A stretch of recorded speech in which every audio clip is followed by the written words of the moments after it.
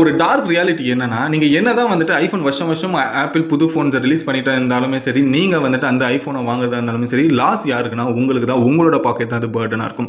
இந்த ஒரு பாக்கெட்டை பர்டன் பண்ற ஒரு ஆள் யார் தெரியுமா?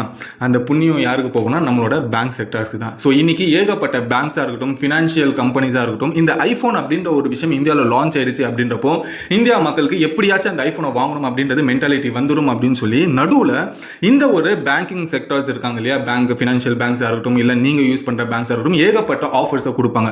0% இன்ட்ரெஸ்ட்டில் நீங்கள் ஐஃபோன் 17 வாங்கிடலாம். வெறும் நீங்கள் 10 ரூபா கொடுத்தீங்கன்னா ஐஃபோன் வாங்கிடலாம். அதே போல் இஎம்ஐயில் வந்துட்டு நீங்கள் மாதம் 5000 6000 கட்டினா போதும், நீங்கள் ஐஃபோன் 17 புதுசே வாங்கலாம் சொல்லி இந்த மாதிரி அட்ராக்டிவ் ஆஃபர்ஸை வந்துட்டு மக்கள்கிட்ட கொடுக்க ஆரம்பிப்பாங்க இந்தியாவில் இருக்கிற பேங்க் செக்டர்ஸில் இருக்கிற சில பேங்க்ஸ். ஸோ இந்த ஒரு அட்ராக்டிவ் ஆஃபர்ஸை பயன்படுத்தி இப்போ அங்கே இருக்கிற ஆப்பிள் ஸ்டோரில் இருக்கிற சேல்ஸ் பர்சன், நீங்கள் ஒன்றும் கவலைப்படாதீங்க, நிறைய பேங்கிங் செக்டர்ஸ் இருக்குது, இஎம்ஐ போட்டுக்கலாம், ஐஃபோன் 17 வாங்கிக்கோங்க, இஎம்ஐ மாதம் கண்ணுக்கு தெரியாமல் நீங்கள் கட்டலாம்னு சொல்லி